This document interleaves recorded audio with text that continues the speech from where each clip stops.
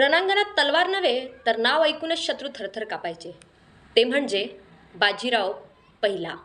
नमस्कार मंडळी, मी साक्षी जोशी. धर्म रक्षती रक्षितः या विचारांनी प्रेरित असलेली अध्यात्म, संस्कृती, इतिहास आणि मराठी भाषेवर नेहमीच नवीन नवीन विषय घेऊन येते. इसवी सन 1720 मध्ये वयाच्या अवघ्या 20व्या वर्षी छत्रपती शाहू महाराजांनी त्यांच्यावर पेशवेपदाची जबाबदारी सोपवली. इथूनच सुरू झाला मराठा साम्राज्याच्या धाडसाचा नवा इतिहास अध्याय.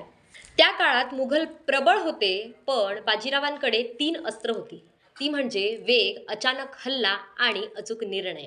याचीच प्रचिती आली 1728च्या पालखेडच्या लढाईत.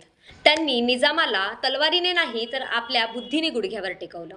पाण्याचा पुरवठा तोडून निजामाला शरण यायला भाग पाडलं. यालाच म्हणतात रणनीतीचा मास्टर स्ट्रोक. पण बाजीरावांचा खरा धडाका अजून बाकी होता. थेट दिल्लीवर स्वारी. बाजीरावांचा आत्मविश्वास इतका प्रचंड होता की 1737 मध्ये थेट दिल्लीवर धडक मारली.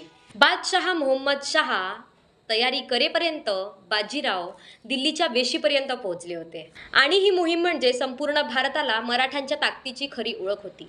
20 पेक्षा जास्त काळ पेशवेपद आणि 40 पेक्षा जास्त मोठ्या मोहिमा.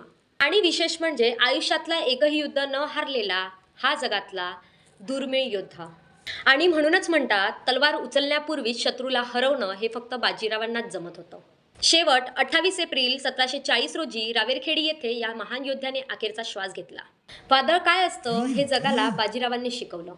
40 लढ्यांचा प्रवास फक्त विजयगाथा नाही तर मराठी माणसाच्या रक्ताचा दगदगता अभिमान आहे. धन्यवाद.